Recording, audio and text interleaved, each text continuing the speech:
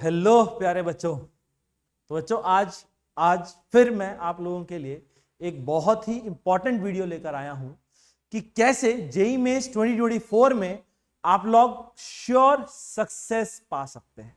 मतलब आज हम इसी चीज का मंत्र सीखने वाले हैं कि कैसे हम अपना जेईई मेंस 2024 को बहुत अच्छे और बहुत बेहतरीन तरीके से इंप्रूव कर सकते हैं।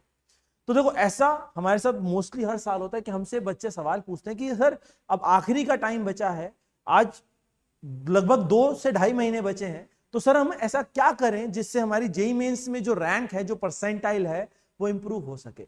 मतलब ऐसे क्या अप्रोच रहनी चाहिए हम स्टूडेंट्स की कि हम एक अच्छा स्कोर क्रिएट कर सके, एक अच्छी रैंक मतलब स्कोर कर सके इन जनवरी 2024। क्योंकि अगर अपन जनवरी में ही जेईई मेंस फोड़ देते हैं तो then we have some few gap जिसमें हम जे एडवांस की तैयारी कर सके। मतलब हमारे पास एक अच्छा खासा गैप मिल जाता है जिसमें हम जे एडवांस की प्रिपरेशन कर पाएंगे। अगर हम अप्रैल वाला जेईई मेंस फोड़ते हैं तो भाई जे एडवांस में गैप थोड़ा कम मिलता है। तो जेईई मेंस जनवरी अटेम्प्ट बहुत इंपॉर्टेंट रहता है। तो ऐसा क्या हमें करना चाहिए जिससे हम अपनी फिजिक्स को बहुत इंप्रूव कर सकते हैं फॉर जेईई मेंस 2024। ठीक, तो मैंने मोस्टली जो बच्चों को देखा है वो बच्चे कुछ ऐसे होते हैं जो ऐसे टॉपिक्स के पीछे भागते हैं जो बहुत वास्ट होता है।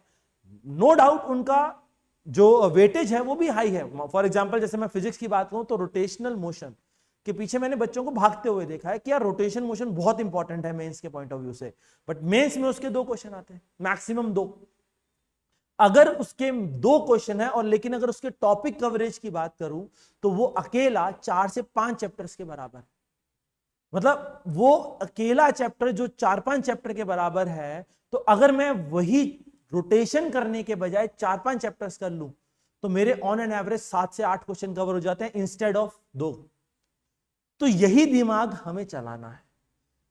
हमें कौन कौन से चैप्टर्स आते हैं, जो चैप्टर्स हमें आते हैं उनके वेटेज के अकॉर्डिंग उनको एक प्रायोरिटी ऑर्डर में सेट करें कि भैया हमारे फिजिक्स में 32 चैप्टर हैं, तो ऐसे कौन कौन से चैप्टर्स हैं जो मेरे स्ट्रांग है, जो मुझे बहुत अच्छे से आते हैं, जिसका अगर क्वेश्चन आ गया तो भाई वो नहीं छोड़ के आऊंगा।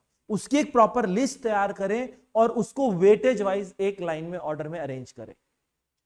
वेटेज वाइज आपने उनको ऑर्डर में अरेंज किया, दूसरी लिस्ट आप वो बनाएं जो चैप्टर्स आपको नहीं आते उनको भी उनके वेटेज टाइप में ऑर्डर में लगभग अरेंज करें। वेटेज मतलब ऐसा नहीं होता कि यार ये चैप्टर आता ही आता, मतलब वेटेज मतलब कि यार इसके आने की प्रोबेबिलिटी सबसे ज्यादा रहती है जेईई मेंस में, तो वेटेज वाइज उनको ऑर्डर में एडजस्ट करें। जो चैप्टर आपको आते हैं मुझे नहीं लगता उनको आपको दोबारा करने की जरूरत है। इन 2.5 महीनों में आप वो चैप्टर्स करें जो आपको नहीं आते, उसमें भी दिमाग चलाएं। जैसे मैंने आपको भी एक एग्जांपल दिया रोटेशन मोशन, वैसे ही कुछ चैप्टर्स और भी ऐसे हैं जो बिल्कुल बिल्कुल बहुत कम वेटेज के होते हैं लेकिन इतने वास्ट होते हैं कि हम उनके बजाय कुछ और काम कर सकते हैं। तो ऐसे ऑर्डर भी असाइन करें उन वेटेज वाइज चैप्टर्स में। ये देखें कि कौन सा चैप्टर ऐसा है जो इजी है, जिसको आप जल्दी भी कर सकते हो और जिसका वेटेज भी अच्छा है।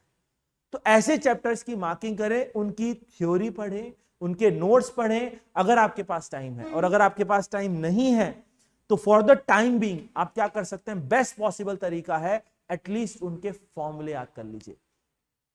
उस चैप्टर में जो भी फॉर्मूले हैं वो फॉर्मूले आप रट लीजिए, क्योंकि जेईई मेंस में मोस्टली क्वेश्चंस फॉर्मूला बेस्ड होते हैं। तो अगर हमने फॉर्मूला रट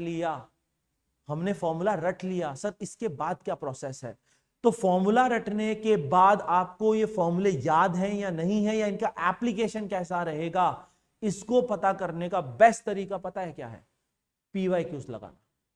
2019-2020 के बाद जेईई मेंस के जितने पेपर हुए हैं, मैं तो कहूं 2020, 21, 22, 23, अगर आप इन 4 सालों के पेपर भी, जेईई मेंस के हर अटेम्प्ट का पेपर भी आप पीवाईक्यू के फॉर्म में लगा डालो, तो मैं नहीं मानता कि आप फिजिक्स में 100 में से 80 से कम नंबर ला पाएंगे। आप फिजिक्स में 100 में से 80 नंबर बहुत प्यार से ले आएंगे अगर आपका पीवाईक्यू स्ट्रांग है तो दूसरा मेजर फैक्टर, ऐसे प्रॉपर लिस्ट अरेंज करने के बाद जो चैप्टर आपको आते हैं वो तो वेल एंड गुड है, जो नहीं आते उनको पढ़ने के बाद, उनके फॉर्मूले पढ़ने के बाद आप क्या करेंगे, पीवाईक्यू लगाएंगे।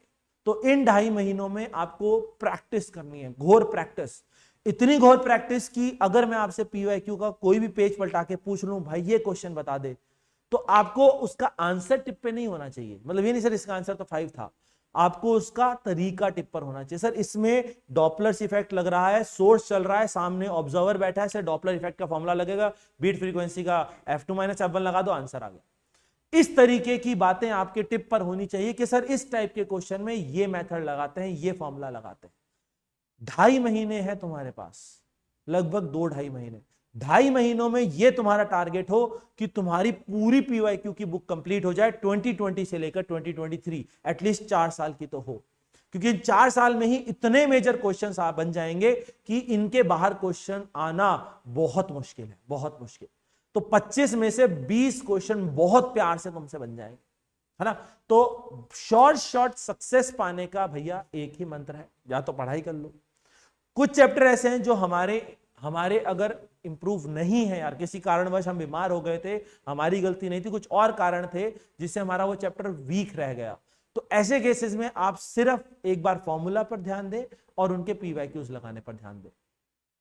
समझ में आ गया।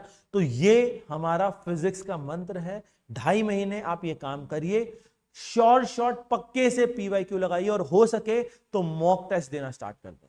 मॉक टेस्ट चैप्टर वाइज हो सके चैप्टर वाइज दीजिए। अगर आपको कंप्लीट सिलेबस आता है तो आप कंप्लीट सिलेबस के मॉक टेस्ट हर संडे टू संडे 3 घंटे बैठने की आदत डालें भैया, क्योंकि हमारी बॉडी को आदत भी डालनी जरूरी है।